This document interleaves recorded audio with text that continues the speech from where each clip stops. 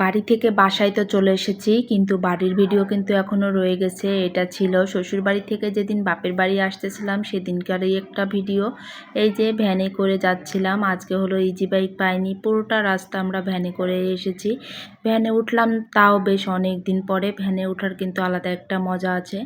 অবশেষে আমরা এই যে বাপের বাড়িতে পৌঁছে গেছি, আর এসে মা এখানে কিছুটা নাস্তা গুছিয়ে রেখেছিল।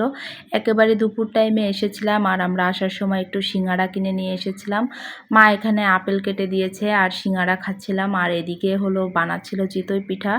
ওই আপেল আর সিঙ্গাড়া খেয়ে কিছু সময় একটু বসে তারপরে হলো পিঠাটা মা বানাচ্ছিল। আমি বলেছিলাম একটু পরে পরে বানাও।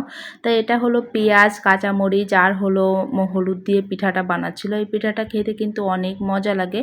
অনেক এলাকায় এটা বানায়, আবার অনেক এলাকায় এটা চিনেও না। ছাঁচের পিঠা এভাবে বানালে কিন্তু ভীষণ মজা লাগে, সাথে কিন্তু কিছুই প্রয়োজন হয় না। আর এখন কাটা হচ্ছে এবছরের প্রথম তরমুজ। তরমুজটা কিন্তু বেশি একটা লাল হয়নি, মোটামুটি ভালোই মিষ্টি ছিল। লাল যতটা হয়েছে সেই হিসাব করলে ভালোই মিষ্টি হয়েছিল। আর আমার বাবুটার জন্যই এই তরমুজটা আনা, মানে সে বারবার শুধু বলতেছিল তরমুজ খাবে, রসমালাই রসমালাই এটাই বলতেছিল। এখন এই যে দুই ভাই বোন, এটা হলো আমার বোনের মেয়ে আর বাবু, ওরা দুজন মজা করে খাচ্ছিল, আর ওদের আনন্দ দেখে কিন্তু আমাদেরও আনন্দ। আর এটা ছিল পরের দিন সকালের ভিডিও। সকালবেলা এই যে গাছে অনেকগুলো ওস্তা ধরেছে, সেটারই একটা ভিডিও নিচ্ছিলাম। ভীষণ ভালো লাগে লাগানো গাছগুলায় যদি এরকম সবজি হয়। আর এটা হলো ছোট্ট পাখি, এই পাখিগুলো হলো বিক্রি করার জন্য আনে, মানে এটা খাওয়ার জন্য মাংস হিসেবে আর কি। তোমরা পাখির মাংস খেয়েছো কিনা জানি না। আর এখানে দেখো আমরা গিয়েছিলাম একটা বান্ধবীর বাসায় আমার, সেখানেই সে নাস্তার আয়োজন করেছে, অনেক কিছুই কিন্তু নাস্তার আয়োজন করেছে। বান্ধবীর বাসা থেকে এসে তারপর আমরা রেডি টেডি হয়ে ফকিরহাট গিয়েছিলাম। আর বান্ধবীর বাসায় কিন্তু সকালবেলায় গিয়েছিলাম, কারেন্ট ছিল না, তাই একটু অন্ধকার অন্ধকার লাগতেছিল। ফকিরহাটে একটু কাজ ছিল, তার জন্যই রেডি হয়ে এই যে বেরিয়ে পড়েছিলাম ফকিরহাটে। এতটুকুই তোমাদেরকে দেখিয়েছিলাম, আর ফকিরহাট কী জন্য গেছিলাম সেগুলো আর দেখানো হয়নি।